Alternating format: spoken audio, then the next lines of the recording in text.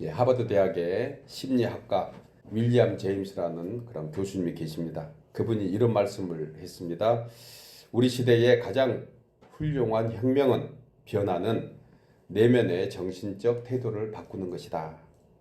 그럼으로써 우리 삶의 외부를 바꿀 수 있기 때문이다. 라는 그런 말을 했습니다. 이 말을 우리에게 적용하면 우리가 잘 아는 단어 중에 영어의 감사, 땡큐, 감사하는 단어는 그 어원이 think에서 왔다는 것입니다. 그냥 지나칠 일도 곰곰이 생각해 보면 사실 모든 것이 감사할 수 있다는 것입니다. 그래서 생각이 곧 감사다. 감사의 시작은 생각이라는 것이에요. 요즘 사람들에게 한번 물어보세요. 또 우리 자신들에게 스스로 물어보세요. 얼마나 감사하고 삽니까? 감사하지요? 그러면 대부분의 사람들 말이 감사할 일이 있어야 감사하지요. 이런 말로 아마 일관하는 것도 듣게 됩니다. 요즘 같은 세상에 얼마나 감사할 수 있겠는가? 그런데요, 세상에는 감사할 상황이 없는 게 아니라 감사할 마음을 잃어버려서 그런다. 그러니까 감사할 일이 없어서가 아니고 감사하고자 하는 마음이 없어서 감사할 일이 없는 것입니다. 어느 누구 그야말로 양탄자를 깔아놓은 것 같은 삶을 사는 사람이 얼마나 되겠습니까? 평상시에 일상에서 우리에게 오가도 모든 그러한 일들은 사실 감사도 포함되고 또 힘들고 어려운 불평도 다 포함되어 있는 것입니다. 그런데 그걸 채로 걸러내서 오만 불평은 다 날려버리고 감사의 알갱이만 쌓다 가면 그것이 우리 가정에 차곡차곡 쌓여서 하나님께 축복하시는 그런 가정과 우리 모두가 될 줄 믿습니다. 그래서 감사는요, 조건보다 바라보는 관점이다. 공감하시죠? 감사는 어떤 생각을 하느냐에 따라서 나타나는 거지 감사의 조건이 있어서 하는 것은 아니다. 어떤 목사님의 글 중에 제목이 평생 은혜 절대 감사. 절대 감사. 이것은 only 감사라는 뜻도 있겠지만은요. 달리 표현하면 이 절대는 어떤 상대적인 조건적인 감사가 아니고 그 있는 그 자체에 그것에 감사하니 그것이 절대 감사다. 이런 책의 제목을 제가 읽으면서 저 혼자 한번 묵상을 하면서 제가 해석을 해봅니다. 여러분, 하나님의 은혜는 평생 왔습니다. 믿으시죠? 그런데 우리가 어떨 때는 상대적으로 어떤 조건에 따라서 감사하려다 보니 오히려 감사보다는 조금 불평, 원만, 불만족 그런 것이 생기는 것이라 우리 다시 한번 마음속에 생각하면 좋겠습니다. 주의 은혜는 평생, 나는 절대 감사. 아멘. 주의 은혜는 평생, 나는 절대 감사. 여러분 하루 중에 얼마나 감사합니까? 한번 돌아보세요. 2023년 돌아오면 정말 하나님의 은혜의 손길이 떠난 적이 한 번도 없습니다. 저도 한 주간 이 감사의 말씀을 준비하면서 돌아보는데 모든 것이 감사한 거예요. 모든 것이. 감사로 생각하니까 하나님에서 받은 것이 얼마나 감사한지. 제가 한 해 있었던 가장 그 마음에 크게 순간적으로 감사했던 한 기억이 나는데 우리 허인숙 권사님, 우리 사모님 그렇게 신방하면서 돌아온 그 타코니 브릿지, 뉴저지에서 필라로 돌아오는 건너길 타코니 브릿지라는 그 다리가 있잖아요. 그 다리를 건너서 왔는데 거기에 조심해야 될 하나 신호등이 있습니다. 그 사거리가 있는데 신호등이 없는 사거리가 있어요. 간판을 미리 그 사인을 보지 못하면 반대편에 있는 차가 그냥 지나가면서 이렇게 클로즈 되는 그런 부분들이 있는데 정말 제 바로 앞에 차가요. 옆에 오는 차가 들어박는데 제 목전에서 가장 생생하게 영화 보듯이 본 그런 기억이 납니다. 그러면 생각이 났는데 순간 만약에 제가 조금 더 욕심을 내서 그 차를 추월하려고 앞질러 왔으면 제가 그 상황이 될 거고 어떤 신호등이 걸리지 않아서 또 그 상황에 제가 맞이했다가 하면 그런 상황이 될 거다. 그러니까 때로는 신호등에 걸려서 늦어도 감사하고 앞에서 조금 나를 불편하게 하는 차가 있어도 감사하다. 그분에게는 안 된 일이지만은 저에게는 하나님이 은혜의 손길로 인도해 주셨다는 생각을 해봅니다. 좀 더 크게 확대해 보면은요, 우리가 어떤 곳에 가지 않도록 한 것도 하나님 은혜고 가게 한 것도 하나님의 은혜였다. 그래서 오늘 이날 이 시간 우리가 있는 것입니다. 믿으십니까? 예, 만나게 하신, 제가 지난 그 안식년 동안 한국에 다녀오면서 제일 크게 기도했던 제목이, 하나님 어느 교회 가서 제가 강단에 세움을 받더라도 세우심도 주님이시고 또 세워주지 않는 것도 주님이신데, 제가 계획한 것보다 한 70% 바꿔서 다른 교회에 다른 예배 초소로 인도하셔서 많은 교제도 있었는데, 여러분 잘 돼도 감사하고요, 사실 안 돼도 감사하는 것입니다. 이것이 우리에게는 평생 은혜고 우리가 고백하는 절대 감사가 아닌가, 그런 생각을 저도 한 주간 해보았습니다. 아마 여러분도 오늘 추수 감사주의를 맞이하면서 그와 같은 생각을 해보았으리라고 생각합니다. 그래서요, 감사는 생각이 시작된다. 예, 우리 한번 생각 바꾸면 우리가 얼마나 행복한 사람들인가 다시 한번 생각하게 됩니다. 아직 생각을 안 바꾸신 것 같아요. 표정을 보니까 아까 생각하고 표정하고 똑같은데, 여러분 생각하면 바꾸시면은 세상에서 가장 복된 사람인 줄 믿습니다. 예. 그리스도의 철학자 아리스토텔레스는요, 행복은 감사하는 사람일 것이다. 인도의 시인 타고르도 그와 같은 얘기를 했습니다. 감사의 분량이 곧 행복의 분량이다. 그러니까 행복해서 감사한 것이 아니고 감사하다 보니 행복이 온다는 것이에요. 여러분, 성도는 행복해서 감사한 것이 아닙니다. 감사하기 때문에 행복이 우리에게 깃드는 줄 믿습니다. 그래서 독일의 시인 밀러는 가장 행복한 사람은 가장 많이 소유하는 사람이 아니고 가장 많이 감사하는 사람이다. 예. 우리가 잘 아는 말씀 중에 범사에 감사하라. 우리 장로님 기도하실 때 정말 기가 막힌 기도입니다. 범사에 감사하라. 말씀을 인용해서 기도를 하셨는데, 이것이 그리스도 예수 안에서 우리를 향하신 하나님의 뜻이기 때문에 그렇습니다. 무슨 말입니까? 모든 상황 속에서 감사함으로 행복하게 살아라. 이 말을 다른 걸로 번역한 성경입니다. 예. 모든 상황 속에서 감사함으로 행복해져라. 행복하게 살아라. 이것이 하나님의 뜻이라는 거예요. 그러니까 행복하지 않는 것이 불순종입니다, 사실. 이 깊이를 깨달으셔야 되는데, 여러분, 행복하지 않는 것이 불순종이에요. 하나님은 우리를 행복하도록 늘 베풀어 주신 은혜가 있는데, 그것을 은혜로 알지 못하면 우리는 사실 행복을 많이 누리지 못하는 것입니다. 이것이 하나님의 마음이니라. 오늘은 추수감사주일입니다. 우리가 잘 아는 대로 추수감사절 유래는 우리가 잘 아는 내용들입니다. 1620년 영국의 102명의 청교도인들이 신앙의 박해를 피해서 메이플라워를 타고 지금의 보스턴 인근, 그러니까 남쪽에서 동쪽 바닷가 해안 쪽으로 있는 프리머스에 도착을 했습니다. 102명 출발했는데 중간에 또 도착해서 많은 사람이 죽어 거의 절반이 그렇게 혹사를 당했습니다. 뿐만 아니고 이듬해까지 한 해를 지내는 그 겨울이 얼마나 혹독했는지 참으로 힘든 한 해를 보냈습니다. 그런데 마치 가까이 있던 인디언 부족 원파노아그라는 그런 부족의 도움으로 이듬해 가을에 조그만 추수를 하면서 그것을 하나님께 감사했습니다. 그런데 이 인디언 부족의 인디언들은 이미 해마다 그런 감사의 제단을 드렸다고 합니다. 그러니까 마치 청교도인들의 신앙과 이들의 그 신앙, 이게 딱 맞물리니 얼마나 풍성한 감사의 제단을 드렸겠습니까? 이것이 오늘날 시작된 추수감사절의 유래라는 것 우리가 잘 압니다.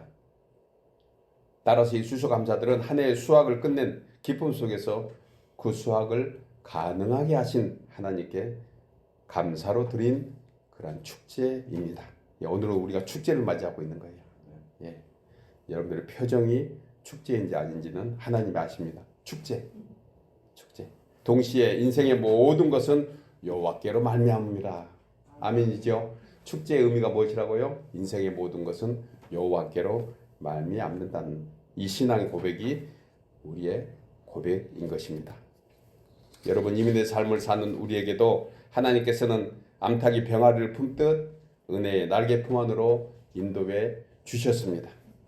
낮에는 구름 기둥으로, 밤에는 불 기둥으로 보호하시고 때를 따라서 만나와 메추라기로 주시고 또 크고 작은 고통과 위험과 질고와 어려움의 순간에서도 주님의 크신 손으로 보호하시고 인도해 주신 줄 믿습니다. 그런 우리는 매일의 삶에서 감사 생활을 얼마나 하고 있는지 다시 한번 돌아봐야 합니다. 생각해 봐야 합니다. 우리가 일상에서 감사의 조건을 찾으려고 한다면 우리에게는 정말 몇 권의 책을 다 써도 얼마나 감사한지, 이 절기가 있는 것에 다시 한번 감사합니다. 그걸 정리하면서 또 2023년 새해를 준비할 수 있으니 얼마나 감사해요. 지난주 중에 문득 떠오른 단어 중에 하나가 그래서 무조건 감사. 무조건 감사. 한 주간 내내 생각하게 했던 내용입니다. 무조건 감사. 여러분, 사도 바울이 데살로니가 교회 성도들에게 부탁한 3가지, 항상 기뻐하고 쉬지 말고 기도하고 좀 전에 말씀 나눈 범사에 감사. 여기 감사가 저는 무조건 감사. 절대 감사. 우리의 고백이죠.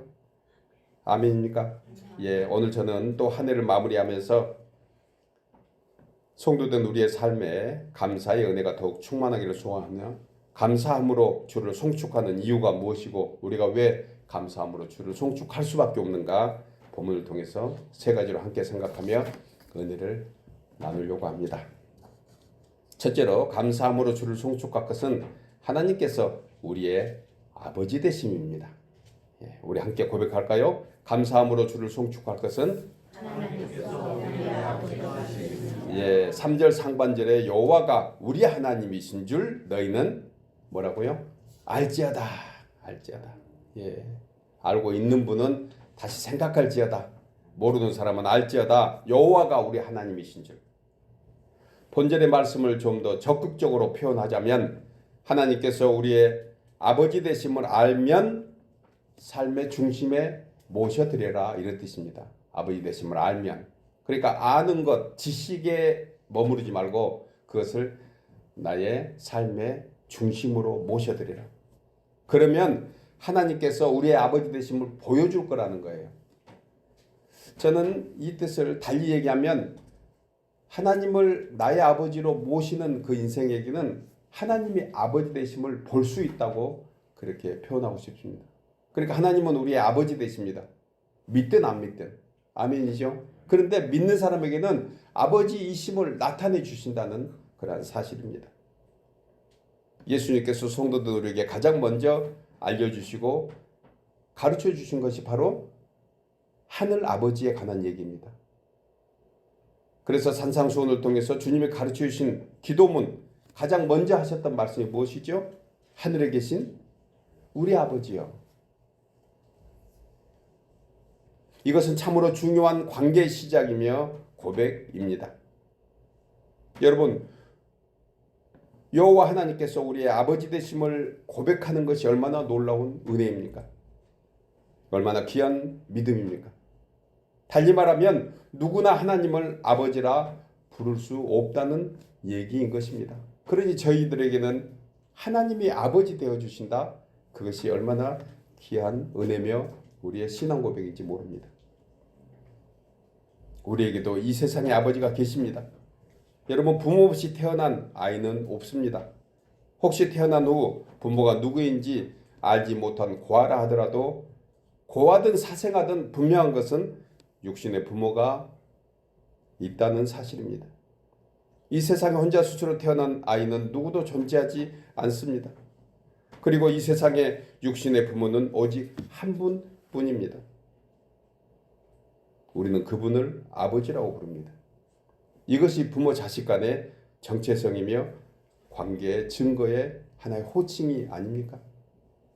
이처럼 여호와 하나님을 영의 아버지로 부를 수 있는 자격은 하나님의 자녀된 나만이 부를 수 있다는 사실입니다. 그래서 사도 바울은 로마서에서 이것을 양자의 영을 받았기 때문이라고 해석해 줍니다. 양자의 영을 받았기 때문에. 이건 무슨 얘기입니까? 영적 아버지라시는 것입니다.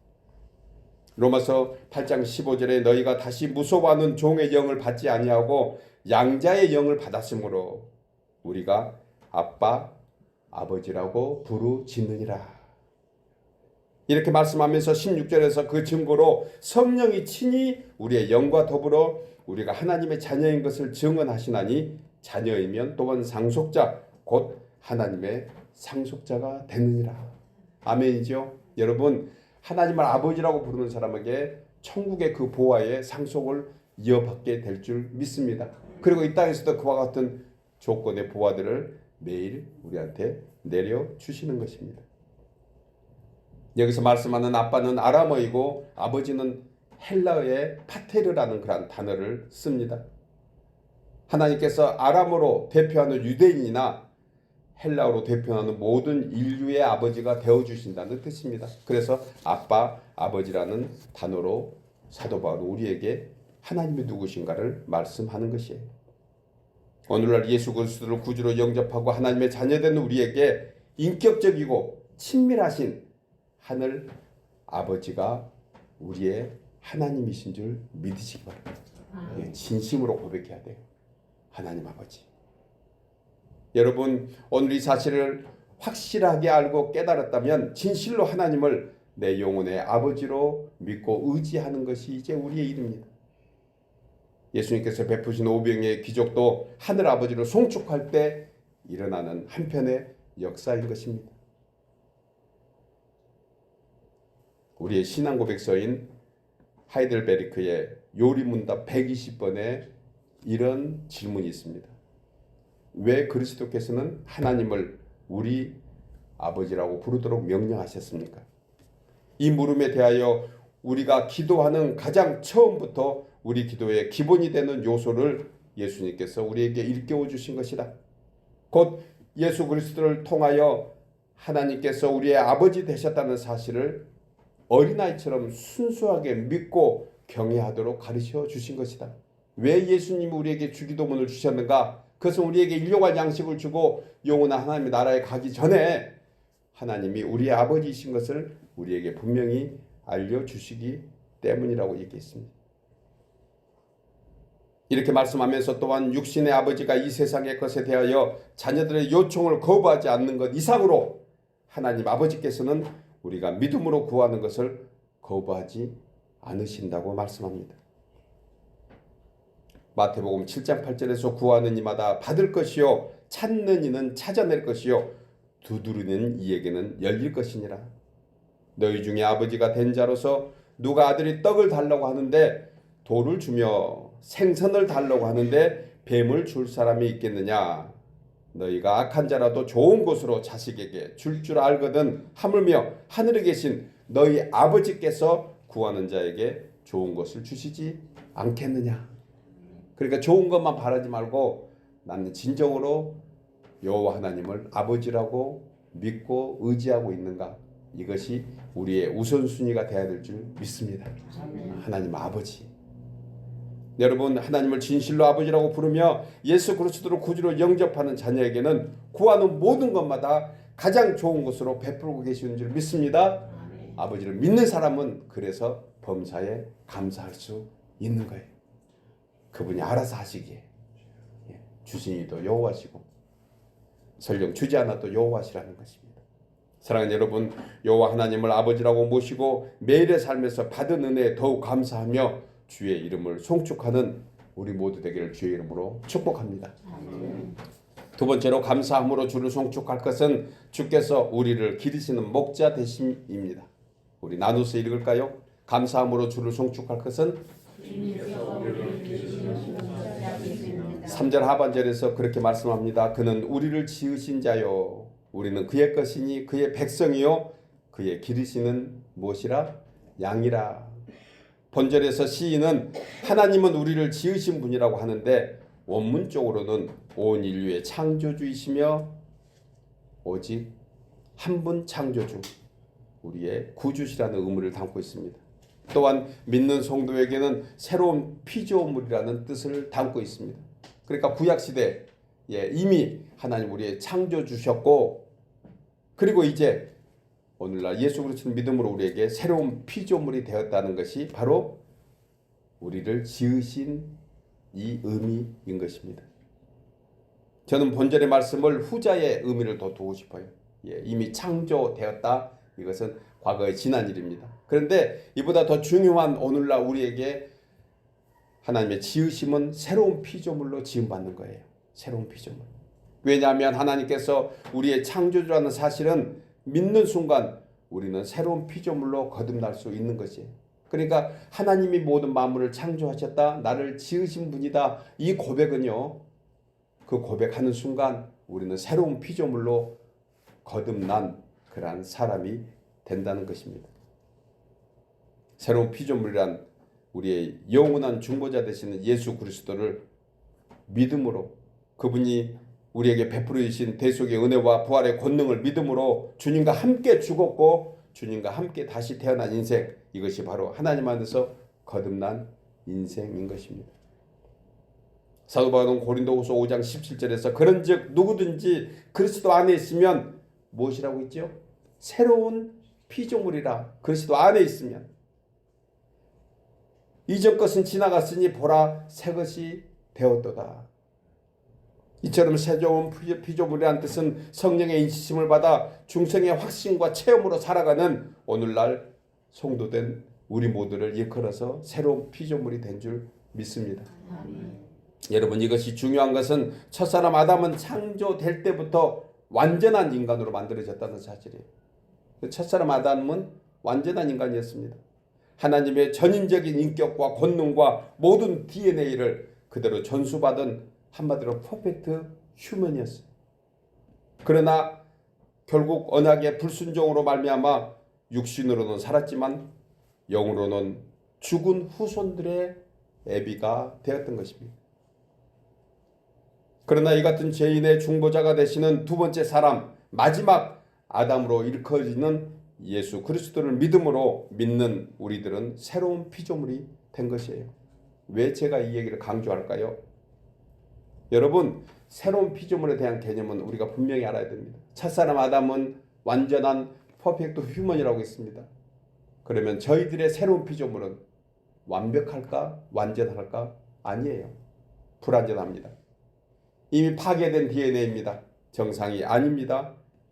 그래서 새로운 피조물의 의미, 오늘날 성도된 우리는 죄를 짓지 않거나 흠이 없거나 화를 내지 않는 어떤 도덕적이나 윤리적으로 온전한 사람이 아니고 예수님을 믿음으로 하나님과 화목되어 있는 사람. 그래서 하나님의 진노에서 은총을 입고 사는 사람이 바로 새로운 피조물. 하나님과 연합되어 있는 사람. 여러분, 이런 인생이 하나님을 송축할 수 있는 거듭난 인생인 줄 믿습니다. 이처럼 거듭난 인생을 두고 본절의 말씀대로 우리가 그의 것, 즉 하나님의 것이 되고 또한 그의 백성으로 목자 되시는 주님이 친히 먹이시고 입히시고 돌보시는 양으로 비유하신 거예요. 여러분, 따라서 사람이 예수를 믿고 새로운 피조물로 거듭나면 사탄 마귀에 붙잡혀 사는 죄인이 아니고 하나님 안에서 거룩한 백성으로 하나님과 연합된 의인으로 살아가고 있는 줄 믿습니다. 여러분, 고통 총량 불변의 법칙이라는 말 들어보셨습니까? 고통 총량 불변의 법칙. 이 의미는 세상을 사는 어느 누구도 공통적으로 가지고 있는 근심과 고통이 있다는 거예요. 누구든지 고통이 있다는 것입니다. 근심도 있고. 이 근심과 고통의 근원이 무엇입니까? 죄입니다. 죄.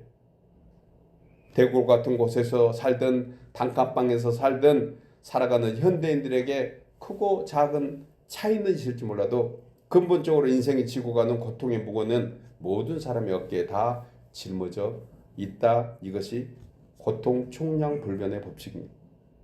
중요한 것은 그 아픔과 고통을 해결해 주는 그런 보호자가 있느냐, 동반자가 있느냐, 그것이 중요한 것이에요. 다윗은 영원한 목자가 있는 성도에 대하여 시편 68편 19절에서 날마다 우리 짐을 지시는 주 곧 우리의 구원이신 하나님을 찬송할지어다. 날마다 우리의 짐을 져주고 계십니다. 우리가 짐을 맡기지 않아서 그렇지, 맡기기만 하면 주님은 우리의 짐을 해결해 주시는 거예요. 오늘 또 여러분 곁에서 힘들고 어려울 때, 고통스러울 때 우리 주님이 옆에 서서 그 짐을 나에게 맡기렴 말씀하고 있는 주님을 만나시기 바랍니다. 무겁고 힘든 무거운 짐진 자들아 모두 내게로 오라. 내가 너희를 쉬게 하리라. 여러분 지난 한 해 혹시나 지금까지 무거운 짐 가지고 계십니까? 우리가 해결할 일은 거의 없습니다. 주님이 해결해 주셔야 됩니다. 주님을 목자 되신 주님께 모든 것 맡겨드리고 그 주님과 함께 살아가는, 그리고 영원히 오직 하나님만 감사함으로 송축하는 저와 여러분 되기를 주의 이름으로 소원하며 축복합니다. 마지막 세 번째로 감사함으로 주를 송축할 것은 주의 인자하심과 성실하심이 영원하심입니다. 우리 나누어서 읽겠습니다. 감사함으로 주를 송축할 것은 주의 인자하심과 성실하심이 영원하심이다. 본문 5절에서 여호와는 선하시니 그의 인자하심이 영원하고 그의 성실하심이 대대에 이르리로다.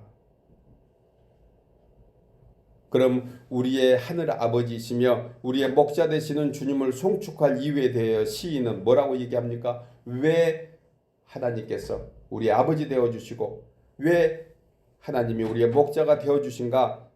그것은 바로 여호와는 선하시니 그의 인자하심이 영원하고 그의 성실하심이 대대에 이르기 때문이라는 거예요. 성도된 우리의 찬송이 바로 여기에 있는 것입니다. 본절에서 인자하심에 해당되는 원어를 헷제드라는 단어로 씁니다. 이것은 언약을 근거로 하는 이스라엘과 같은 그런 선민 공동체에 대해서 베푸는 하나님의 변함없는 사랑이라고 표현하고 있습니다. 이사야 선지자는 이사야서 55장 3절에서 너희의 영혼을 살리려고 내가 너희를 위하여 영원한 언약을 맺으리니 곧 다윗에게 허락한 확실한 은혜라고 했습니다. 이 의미는 다윗에게 약속한 은혜의 축복을 오늘날 믿는 우리에게도 내려주시겠다는 거예요. 영원한 언약. 그날 이사야 선지자는 이스라엘 백성들을 향하여 말씀을 선포했지만 이것이 사실 지나고 보니 영원하고 확실한 은혜의 선포라는 것입니다. 무슨 말입니까? 구약 성경에 나와 있는 이스라엘 백성들에게 베푸신 모든 은혜의 언약들은 오늘날 우리에게도 그대로 믿음대로 되고 있는 줄 믿습니다.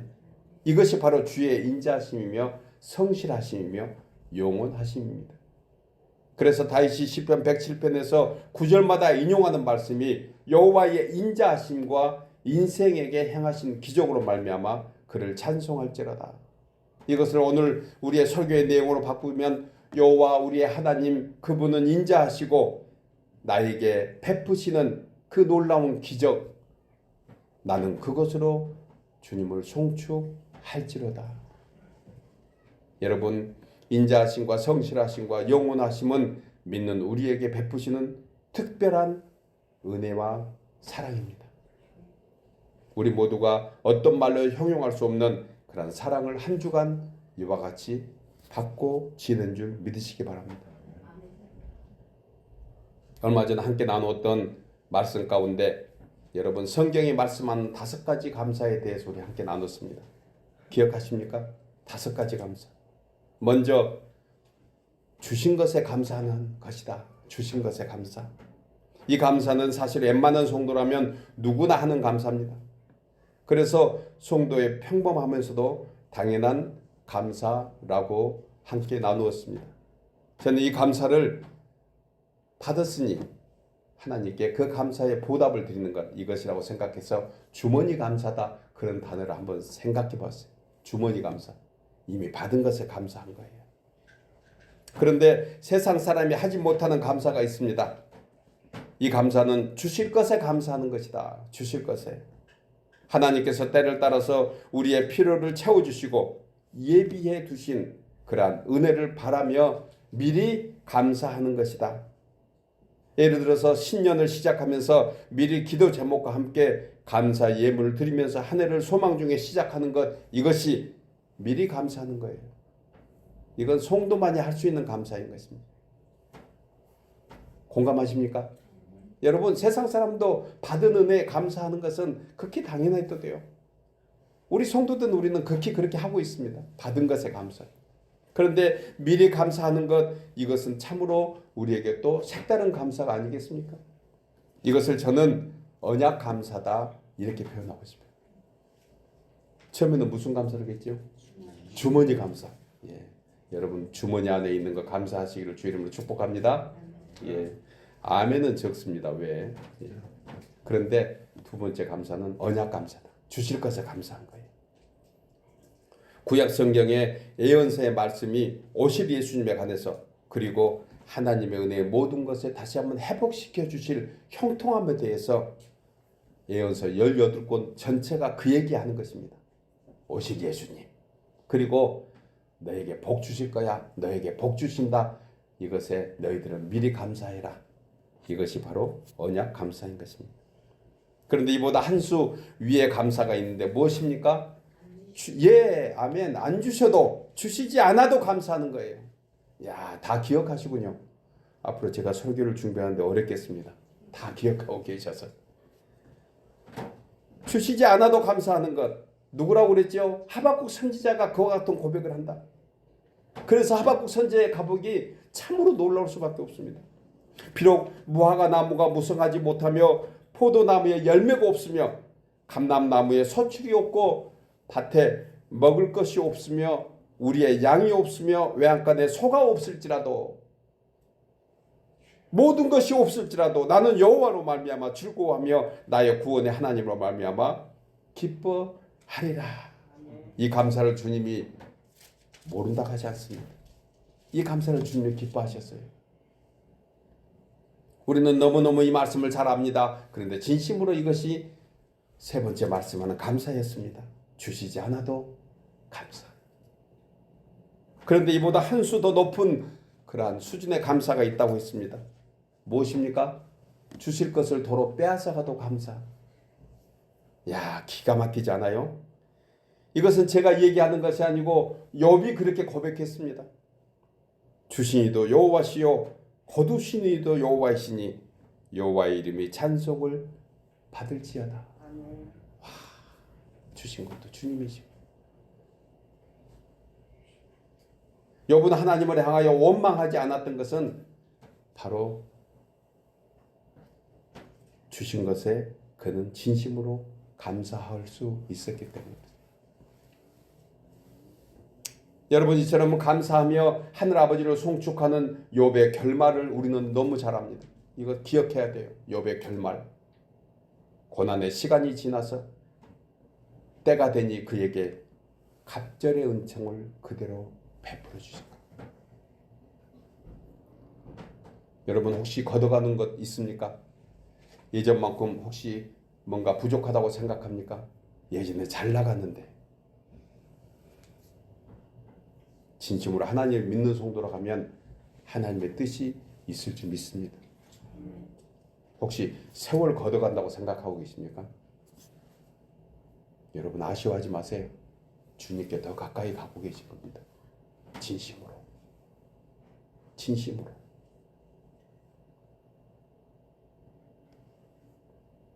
하나님은 때가 되니 욥에게 약속한 대로 갑절의 은총을 베풀어 주신 거예요. 주신 것을 잠시 빼앗아가도 감사하는 거예요. 주님, 우리도 이런 믿음 되게 하옵소서. 욥과 같이 끝까지 소망 잃지 않고. 그래서 저는 이 감사를 소망의 감사라고 표현하고 싶어요. 소망의 감사. 그런데 이보다 더 하나님을 기쁘시게 하는 최고의 명품 감사가 있습니다. 죽음 앞에서도 감사하는 거예요. 죽음 앞에서도. 다니엘이 그랬고 사도 바울이 그랬습니다. 오늘 시인 다윗은 물론 이와 같은 고백을 했습니다. 다니엘 6장 10절에서 다니엘은 조서에, 그러니까 왕이 쓰는 그러한 명령서에 다리오 왕 이외에 다른 어떤 신에게 무엇을 구하면 사자굴에 던져줄 줄 알면서도 예루살렘을 향하여 창문을 열고 전에 하던 대로 하루 3번씩 무릎을 꿇고 기도하며 그의 하나님께 감사했다고 했습니다. 죽을 줄 알면서 감사한 거예요. 죽을 줄 알면서.